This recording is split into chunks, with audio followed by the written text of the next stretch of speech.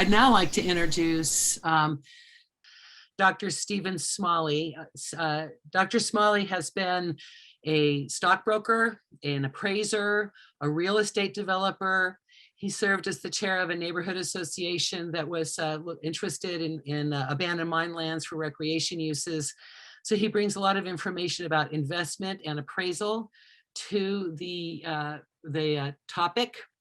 And I'm going to introduce him now. Here he is. Dr. Smalley. Perfect, thank you. I'm so happy to be here, and I'm really thankful to the Sierra Fund for moving this project, for this extremely important project, forward. I've lived here since 1983, and I was appalled when I first moved here at all the impacts of the mining lands, and this has needed to be done for a long time. I'm going to move on to, I ran into a quote just a couple of years ago that really impacted me. If you're too close to the glass, you can't see what's in front of you. And I've been really reflecting on this and this whole issue of cultural blindness and how it affects the mining.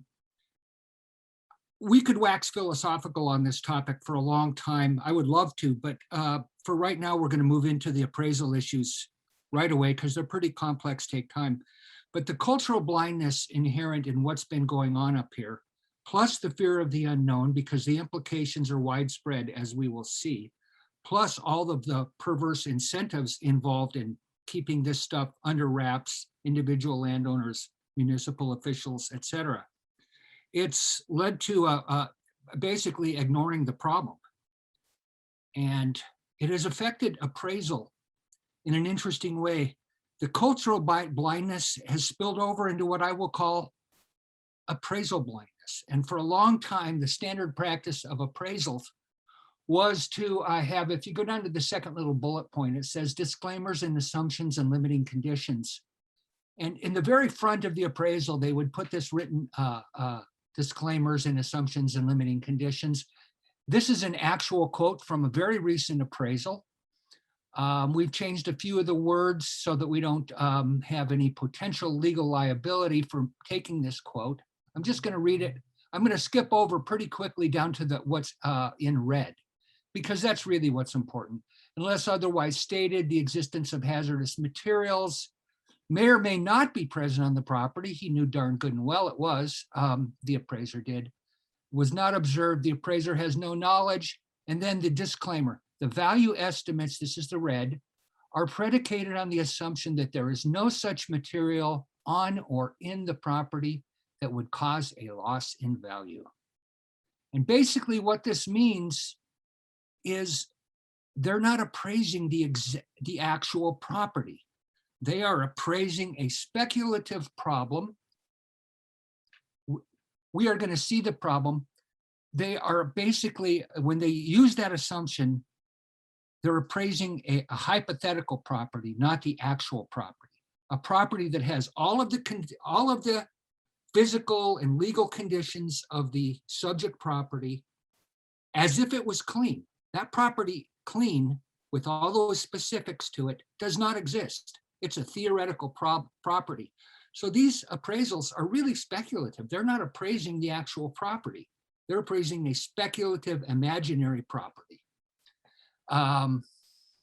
So let's go on to the next slide. AMLs are damaged complex properties. I put we took an image of a book called Real Estate Damages. It's a very good book. Anyone who's dealing with appraisals on a regular basis should own this book. We know how to do this now. And this, there's a citation to this book if you're an appraiser or if you're interested in going into more depth. But basically, abandoned mines are abandoned industrial sites. The old era of the miner walking around with a pick and a pan it's part of the cultural blindness. We see the properties that way. No, these were huge, heavily financed, extremely complex industrial operations that left a lot of problems on the property. They're damaged, complex properties.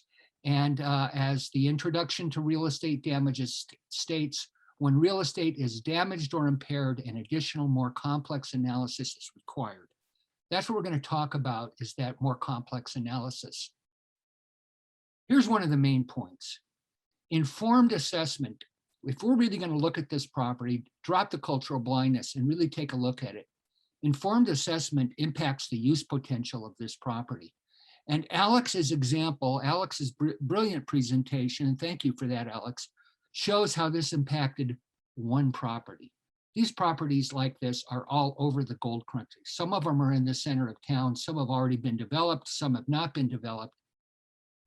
But what the point is, an informed assessment, and we're going to look at the development constraints on this property.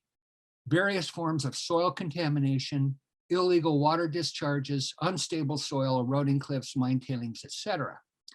Now, if we actually look at it, what we realize is that the current zoning on that property may not be applicable, may not be physically possible on this property anymore. It might not be legally permitted. So the crucial point, bullet 2, informed assessment may require a change in the use potential of this property. So I just want to say that real property value is strongly associated with use in standard appraisal theory. Different uses of different properties have different values. So there's a change in use, and the appraisal needs to reflect that change in use. And Alex's example is an example of a lot of properties that exist up here. 100-acre properties, it's zoned for 5-acre minimums. The zoning would permit 20 residential units on this property. But we're aware of several properties that are like that, that have illegal water discharges on them. Those properties can no longer be subdivided if they have an illegal water discharge on them. So now what are we going to do? What is the new highest and best use of this property? We thought it was going to be a residential subdivision like we have all over the foothills. That's not going to happen. What is the new highest and best use? I jumped forward here that a team approach is required. It's very important to understand this. An appraiser is not an expert on environmental design. He's not an expert in assessment. You know, when you have a property that's changing use, somebody needs to figure out what that new use is. And it really has to be a team of people. There may be city officials who are interested in the new use of that property. Maybe they want it to be a parking lot. Maybe there's hope that it might be a campground.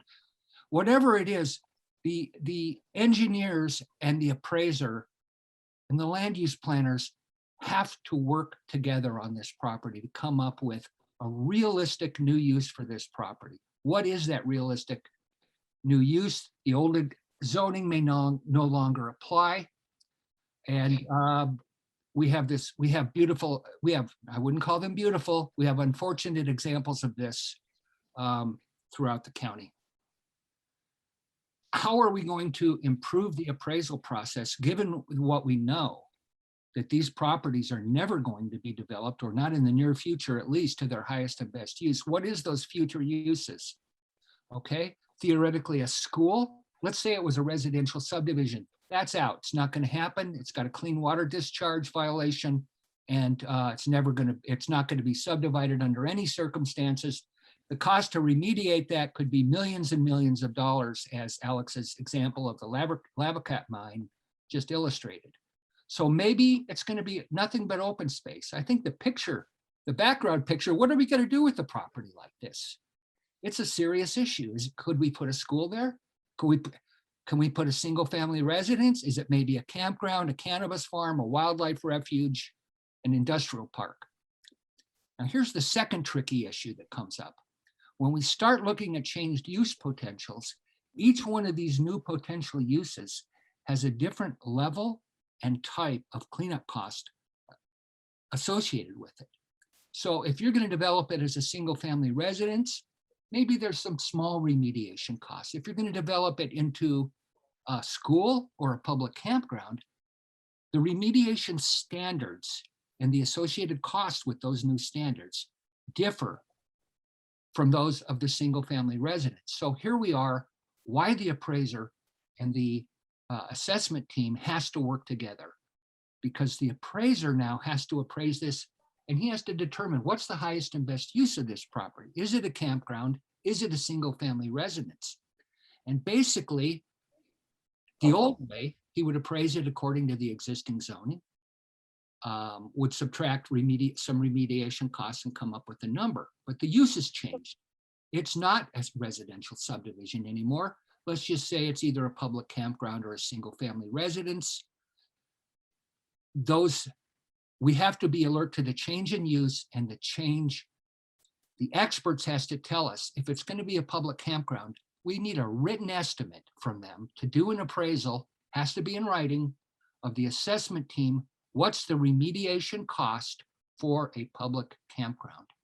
And let's say the appraiser says it could also be very valuable as a single family residence. What is the remediation type and cost for a single family residence? So now basically what we're doing, instead of one appraisal at the property's highest and best use, we might have to do multiple appraisals. What is the residual value of this property used as a single family residence? What is it used as a public campground? What cleanup cost is associated with making it a wildlife refuge or a cannabis farm or whatever the other possibilities that are being looked at? So the point is here, the remediation cost estimates for the new use must be based on that proposed end use. It can't be based upon what the original zoning was. And the remediation actions needed depends on how it's being used. We'll drop down to point number 3. It may not be possible to remediate some abandoned mine lands to some very valuable use. Alex's example is a perfect example. The retail sales of Lava Cop Estates was going to be about $18 million, and there's costs associated with that. But now it's worth 32 million negative on that property. Okay, so they call properties like this Class X properties. Class X properties that are properties that can't be cleaned up. You can't move the soil because disturbing the soil will cause some dramatic consequences downstream. Or the cost of cleaning up, remediating this property exceeds the market value. So unfortunately, I think some of these mines up here, especially the larger, more complex ones that were really heavily used, are really going to become Class X properties. And if you think about that, that's going to have implications, all kinds of financial implications, which we'll talk about in a minute. This is I don't want to get too in the weeds of the details of this little chart, but over across the top axis, we see that the remediation costs are spread across several phases of a property. The assessment phase, you have cost of assessment, maybe some legal costs. The repair phase, what's the cost of actually bringing in the bulldozers or whatever is needed to remediate the property, and then ongoing costs. Maybe there's monitoring costs. Maybe there's a mercury discharge on the property that needs to be monitored over time. And then you have impacts that have to be assessed on the other axis, on the vertical axis, cost, use, and risk. All of those impact the appraisal value. Now, if you're an appraiser, you want to study this and you want to read the book, read the citations earlier. If not, you just want to be aware that the remediation costs are spread out and the impacts on value are spread out. We're kind of in the pre-assessment phase on some properties, and they're being impacted right now because they're being shunned, they're being stigmatized. And so the market has frozen up on some of those properties. There's one final issue here that I want you to be alert to if you use appraisals. It's a little bit tricky.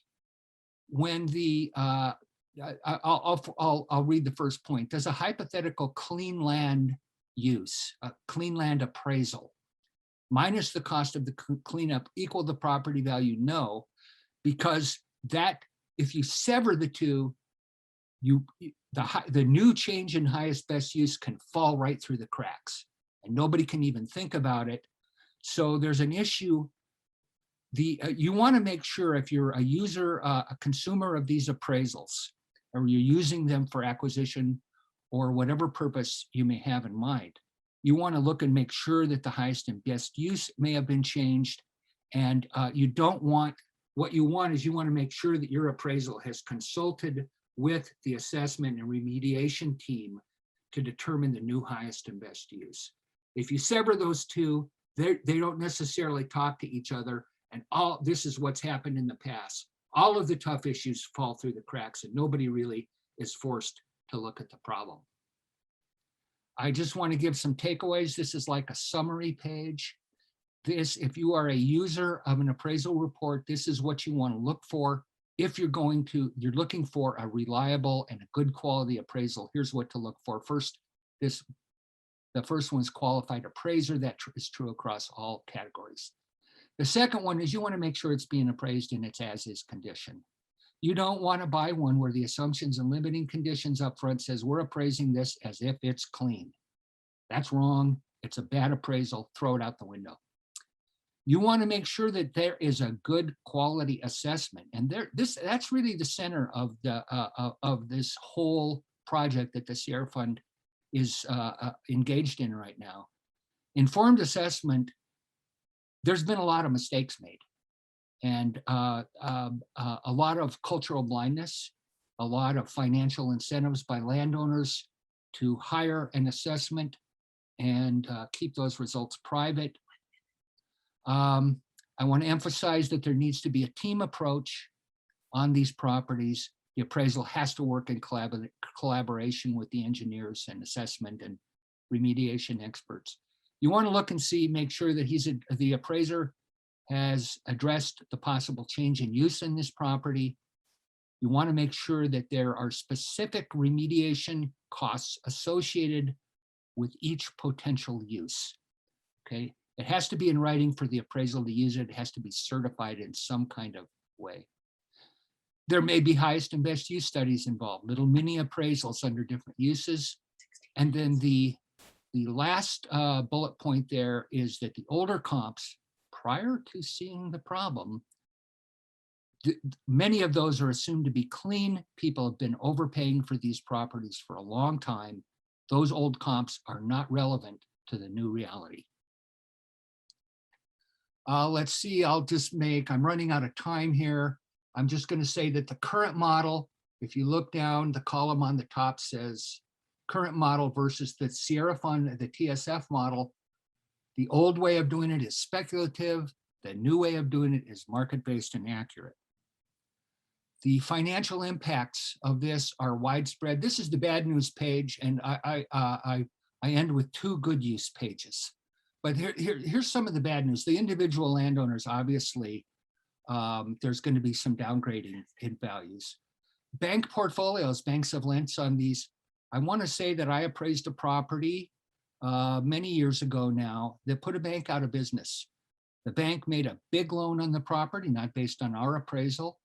I'd love to see that appraisal. I've never seen it, but the bank went insolvent. They foreclosed on it. They repossessed it. The FDIC took it over. Who paid for it? Citizens and taxpayers of the United States. Loan renewals, foreclosures and repossessions, portfolios of agencies. Many property owners are going to be able to go in and do a property tax reassessment. That has a big impact on municipal tax revenues, land development patterns. I just want to say real briefly, appraisers and assessment experts are going to be in the middle. And down at the bottom, many frank talks are going to be necessary by appraisers and remediation experts to landowners as we adjust to the new reality. Getting to the good news, sometimes the we've been learning by experience and all kinds of practice. We're in the first phases of this rolling wave that's coming through. Sometimes you can just pave it over. The other piece of good news is the Sierra Fund and other environmental engineering firms, et cetera, have developed realistic and cost-effective remediation techniques. So, boy, the logjam has been broken, and thank God for that. Here's the best news. good due diligence leads to increased mine remediation. I think this is a brilliant little formula here. If we improve the due diligence on the left of the diagram, that will increase the market confidence of the numbers. Everyone will be able to understand what they're doing, won't be afraid to make a move. It will increase public and private investment, and that should increase the pace and scale of abandoned mine land remediation. Thank you very much.